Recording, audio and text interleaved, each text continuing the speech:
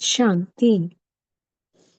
आज 7 नवंबर 2024 की साकार मधुर महावाक्य हैं मधुबन से।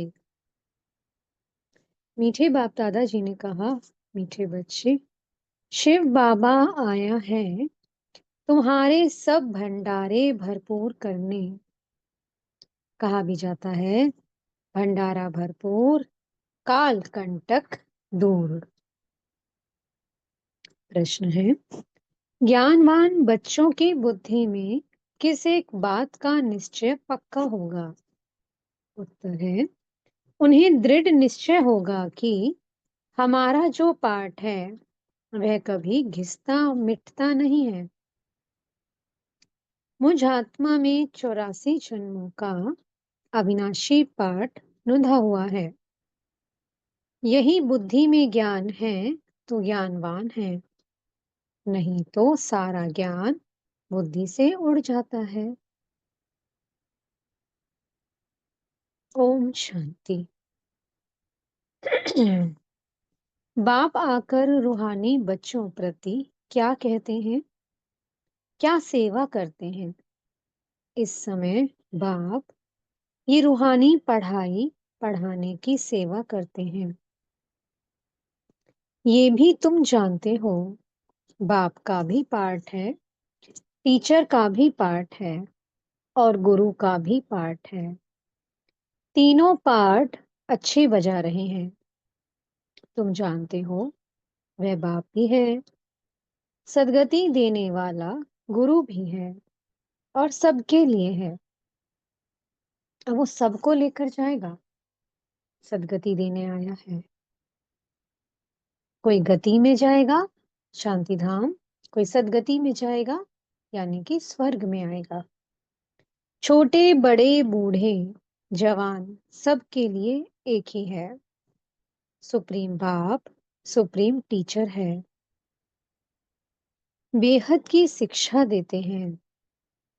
तुम कॉन्फ्रेंस में भी समझा सकते हो कि हम सबकी बायोग्राफी को जानते हैं। परम पिता परमात्मा शिव बाबा की जीवन कहानी को भी जानते हैं। नंबरवार सब बुद्धि में याद होना चाहिए। सारा विराट रूप जरूर बुद्धि में रहता होगा। हम अभी ब्राह्मण बने हैं, फिर हम देवता बनेंगे, फिर क्षत्रिय वैश्य शूद्र बनेंगे। ये तो बच्चों को याद है ना, सिवाय तुम बच्चों के और किसको ये बातें याद नहीं होंगी। उत्थान और पतन का सारा राज बुद्धि में रहे। हम उत्थान में थे, फिर पतन में आए, अब बीच में हैं। शूद्र भी नहीं हैं, पूरे ब्राह्मण भी नहीं बने हैं। अगर अभी पक्के ब्राह्मण हो तो फिर शूद्र पने की एक्ट ना हो। ब्राह्मणों में भी फिर शूद्रपना आ जाता है। ये भी तुम जानते हो, कब से पाप शुरू किए हैं। जब से काम चिता पर चढ़े हो तो तुम्हारी बुद्धि में सारा चक्र है। ऊपर में है परम पिता परमात्मा बाप, फिर तुम हो आत्माएं। ये बातें तुम बच्चों की बुद्धि में जरूर याद रहनी चाहिए। अभी हम ब्राह्मण हैं, देवता बन रहे हैं, फिर वैश्य शूद्र डिनाइस्टी में आएंगे। बाप आकर के हमको शूद्र से ब्राह्मण बनाते हैं, फिर हम ब्राह्मण से देवता बनेंगे। ब्राह्मण बन कर्मातीत अवस्था को प्राप्त कर फिर वापस जाएंगे। तुम बाप को भी जानते हो, बाजोली व 84 के चक्र को भी तुम जानते हो। बाजोली से तुमको बहुत इजी कर समझाते हैं, तुमको बहुत हल्का बनाते हैं ताकि अपने को बिंदी समझ और झट भागेंगे। स्टूडेंट क्लास में बैठे रहते हैं तो बुद्धि में स्टडी ही याद रहती है। तुमको भी ये पढ़ाई याद रहनी चाहिए। अभी हम संगम युग पर हैं, फिर ऐसे चक्कर लगाएंगे। ये चक्कर सदैव बुद्धि में फिरता रहना चाहिए। ये चक्र आदि का नॉलेज तुम ब्राह्मणों के पास ही है, ना कि शूद्रों के पास।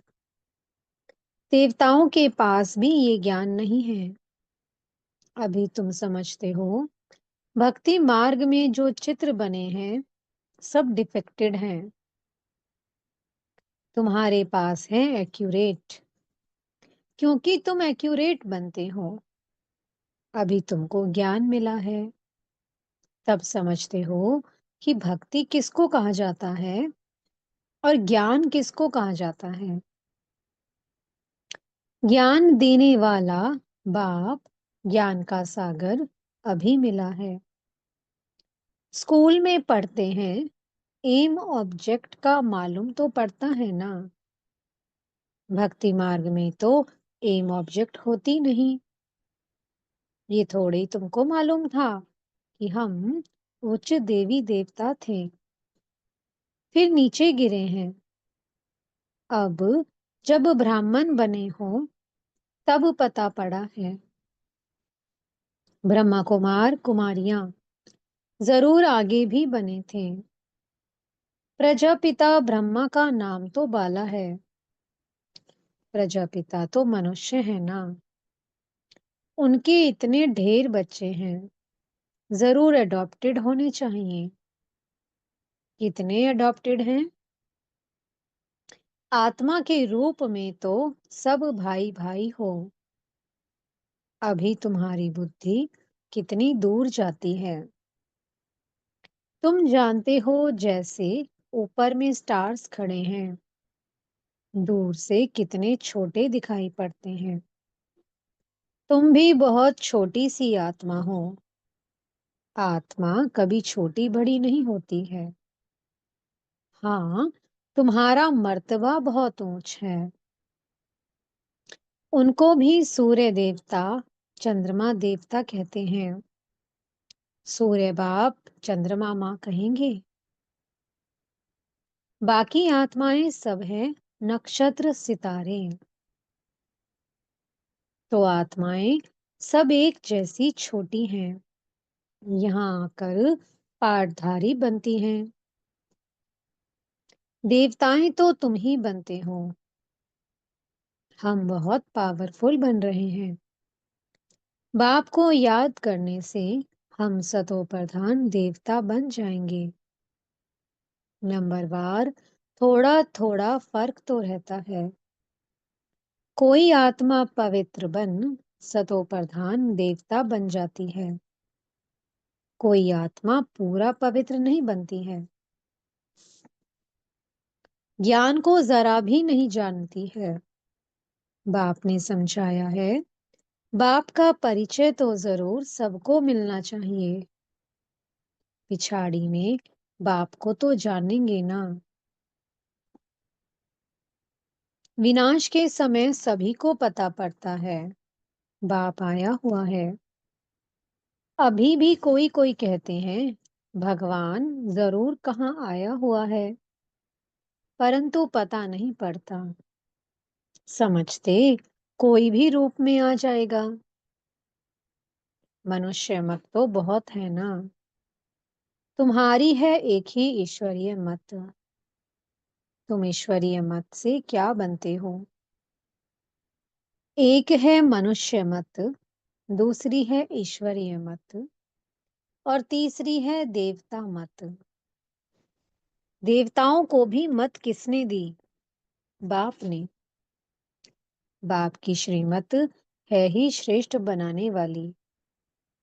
श्री श्री बाप को ही कहेंगे, ना कि मनुष्य को।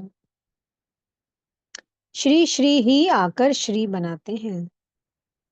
देवताओं को श्रेष्ठ बनाने वाला बाप ही है। उनको श्री श्री कहेंगे। बाप कहते हैं, मैं तुमको ऐसा लायक बनाता हूँ।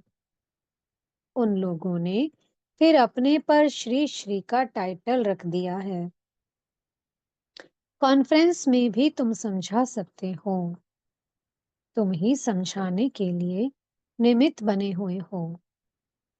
श्री श्री तो है ही एक शिव बाबा, जो ऐसा श्री देवता बनाते हैं। वो लोग शास्त्रों आदि की पढ़ाई पढ़कर टाइटल ले आते हैं। तुमको तो श्री श्री बाप ही श्री अर्थात श्रेष्ठ बना रहे हैं। ये है ही तमो प्रधान भ्रष्टाचारी दुनिया। भ्रष्टाचार से जन्म लेते हैं। कहाँ बाप का टाइटल, कहाँ ये पतित मनुष्य अपने पर रखाते हैं। सच्ची सच्ची श्रेष्ठ महान आत्माएं तो देवी देवता है ना। सतो प्रधान दुनिया में कोई भी तमो प्रधान मनुष्य हो ना सके। रजो में रजो मनुष्य ही रहेंगे, ना कि तमोगुनी। वर्ण भी गाए जाते हैं ना। अभी तुम समझते हो, आगे तो हम कुछ नहीं समझते थे। अब बाप कितना समझदार बनाते हैं। तुम कितना धनवान बनते हो। शिव बाबा का भंडारा भरपूर है।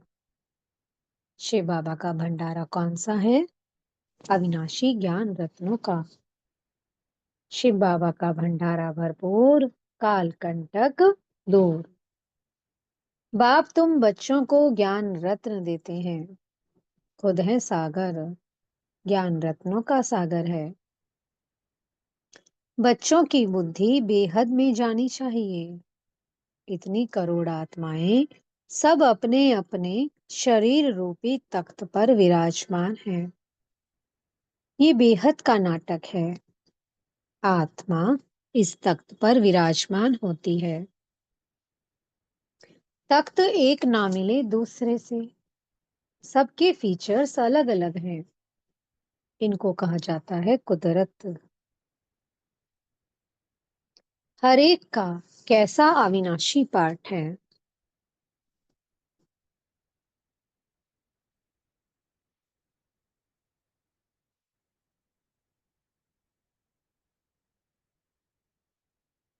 इतनी छोटी सी आत्मा में 84 का रिकॉर्ड भरा हुआ रहता है। अति सूक्ष्म है। इससे सूक्ष्म वंडर कोई हो नहीं सकता।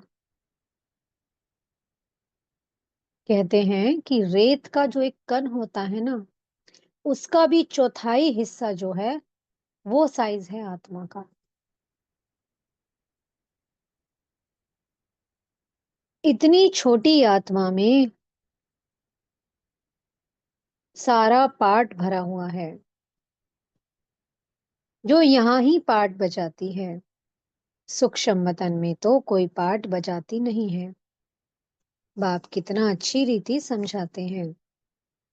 बाप द्वारा तुम सब कुछ जान जाते हो। यही नॉलेज है। ऐसे नहीं कि सबके अंदर को जानने वाला है।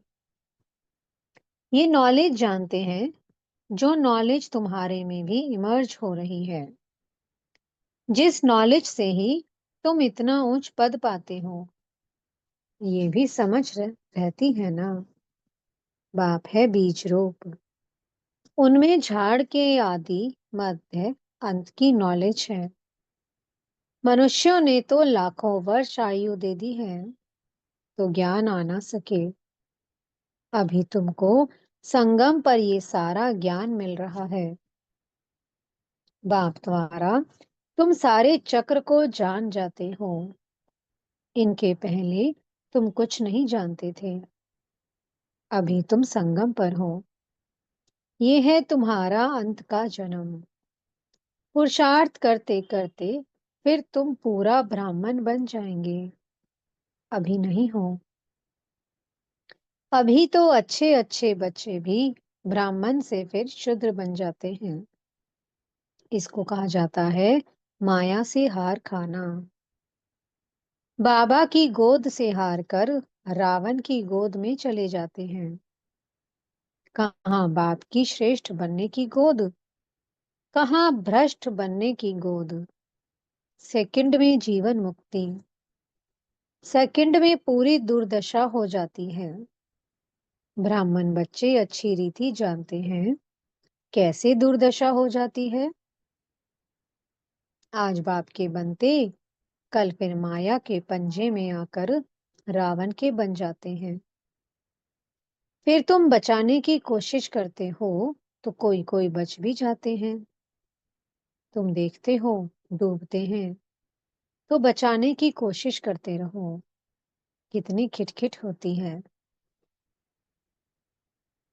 बाप बैठ बच्चों को समझाते हैं, या स्कूल में तुम पढ़ते हो ना, तुमको मालूम है कैसे हम ये चक्कर लगाते हैं। तुम बच्चों को श्रीमत मिलती है, ऐसे ऐसे करो। भगवानुवाच तो जरूर है, यूं उनकी श्रीमत हुई ना। मैं तुम बच्चों को अब शूद्र से देवता बनाने आया हूँ। अभी कलयुग में है शूद्र संप्रदाय। तुम जानते हो कलयुग पूरा हो रहा है। तुम संगम पर बैठे हो। ये बाप द्वारा तुमको नॉलेज मिली है। शास्त्र जो भी बनाए हैं उन सब में है मनुष्य मत। ईश्वर तो शास्त्र बनाते नहीं। एक गीता के ऊपर ही कितने नाम रख दिए हैं। गांधी गीता, टैगोर गीता, आदि आदि ढेर नाम है। गीता को मनुष्य इतना क्यों पढ़ते हैं, समझते कुछ भी नहीं है। अध्याय वही उठाकर अर्थ अपना अपना करते रहते हैं। वह तो सब मनुष्यों के बनाए हुए हो गए ना। तुम कह सकते हो मनुष्य मत की बनाई हुई गीता पढ़ने से आज ये हाल हुआ है। गीता ही पहला नंबर का शास्त्र है ना। वो है देवी देवता धर्म का शास्त्र। ये तुम्हारा ब्राह्मण कुल है, ये भी ब्राह्मण धर्म है ना। कितने धर्म हैं, जिस जिसने जो धर्म रचा है उनका वह नाम चलता है। जैनी लोग महावीर कहते हैं। तुम बच्चे सब महावीर महावीरनियां हो। तुम्हारा मंदिर मेरा यादगार है। कौन सा मंदिर? दिलवाड़े मंदिर की बात कर रहे हैं बाबा। राजयोग है ना। नीचे योग तपस्या में बैठे हैं, ऊपर में राजाई का चित्र है। राजयोग का एक्यूरेट मंदिर है। फिर कोई ने क्या नाम रख दिया है और कोई ने क्या। यादगार है बिल्कुल एक्यूरेट। बुद्धि से काम ले ठीक बनाया है। फिर जिसने जो नाम कहा वह रख दिया है। ये मॉडल रूप में बनाया है। स्वर्ग और राजयोग संगम युग का बनाया हुआ है। तुम आदि मध्य अंत को जानते हो। आदि को भी तुमने देखा है।